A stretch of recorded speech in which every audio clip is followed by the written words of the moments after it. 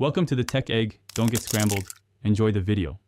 In this video, I will explain how to connect a SIM card to your laptop.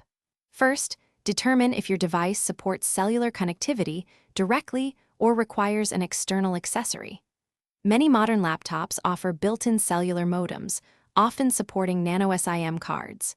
If not, a USB cellular modem is a widely available and effective alternative. We will cover both methods to ensure you can get online wherever you are, providing flexibility and constant access. There are primarily two ways to connect a SIM card to your laptop for mobile internet access. The first involves using an internal SIM card slot, which is common in many business-oriented or premium laptops.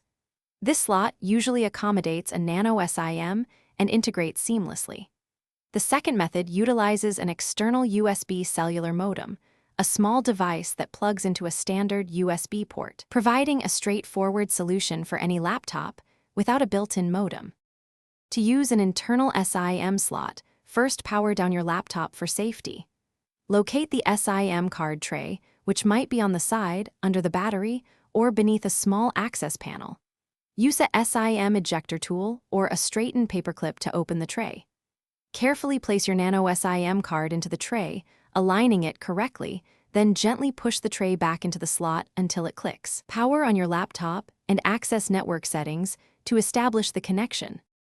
For an external cellular modem, simply plug the device into an available USB port on your laptop.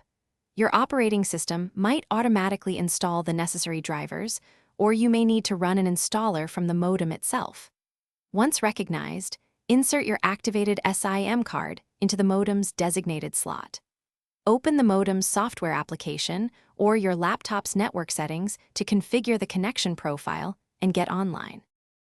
Thanks for watching. Consider subscribing if I helped unscramble your problems.